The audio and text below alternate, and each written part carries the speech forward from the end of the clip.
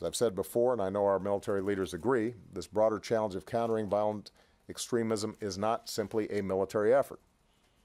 Ideologies are not defeated with guns. They're defeated by better ideas, a more attractive and more compelling vision. All right, ladies and gentlemen, it's mind-boggling every time I hear that.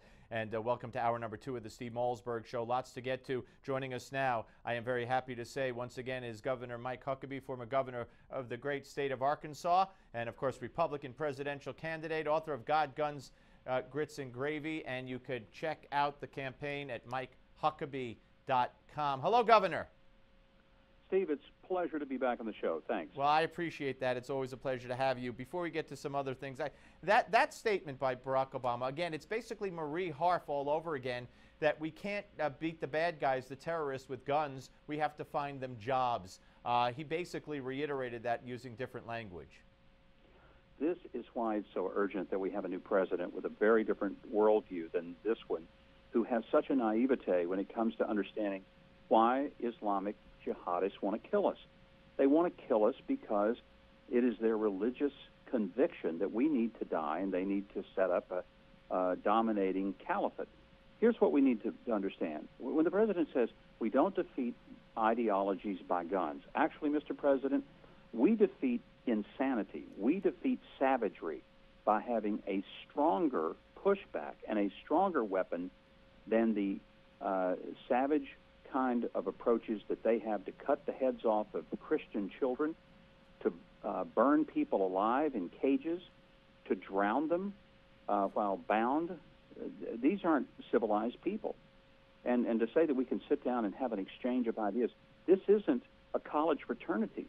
This is war against a bunch of crazy people who want to kill us. And the only way we're going to stop them is that we have to obliterate them.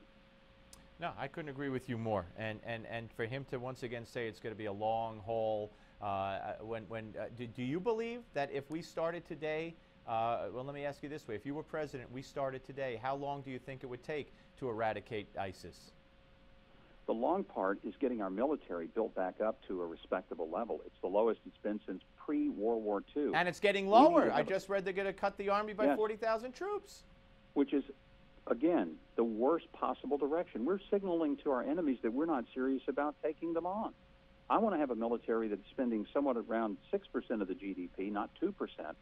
I want to have one that is so incredibly strong that it's not likely we'll ever have to use them, because everyone in the world will understand one thing.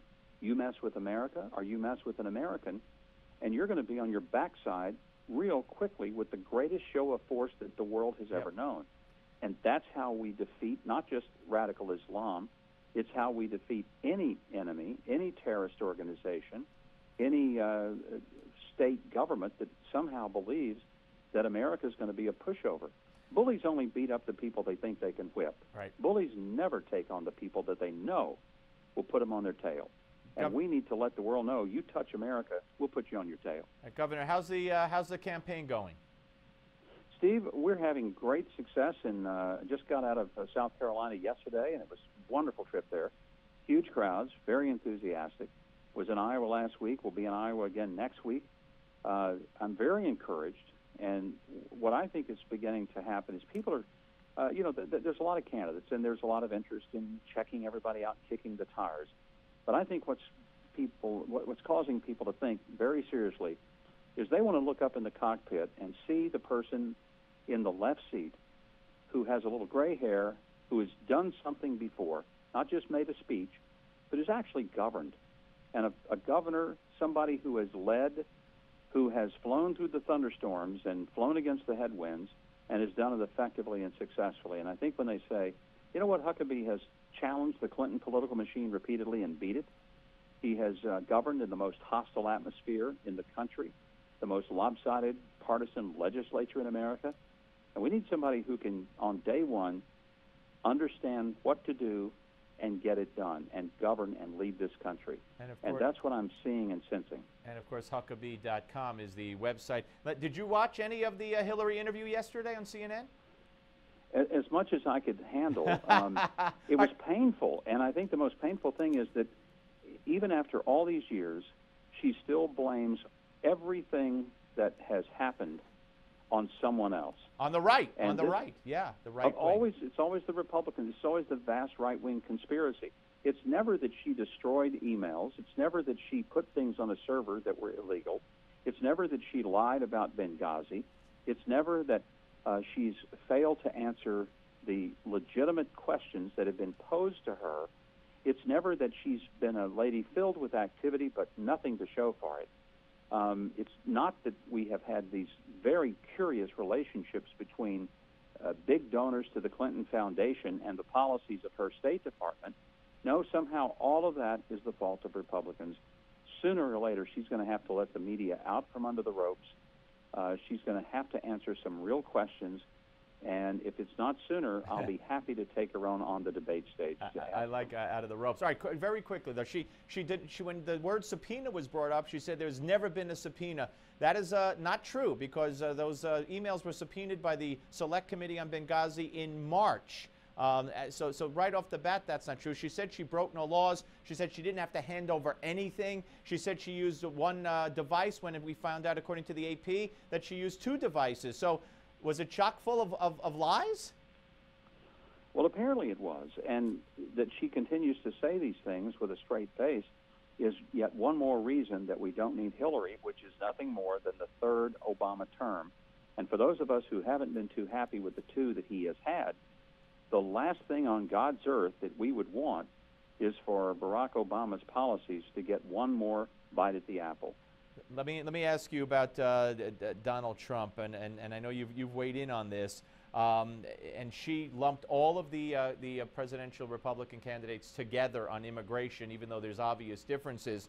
But you know, we had that terrible murder in San Francisco, and now sanctuary cities are coming into question, at least to an extent. But here's a statistic that's out today at a Breitbart story. 37% of federal sentences in the year 2014, 37%, Governor, were illegals who were sentenced federally, and they represent 3% of the population. So, you know, something's going wrong here in this country.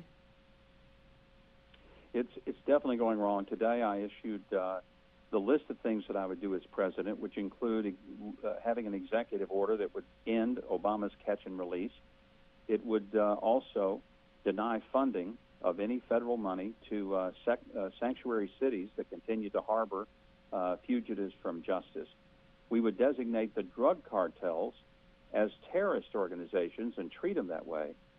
We'd secure the border, which I've pledged would be done in my first year in office.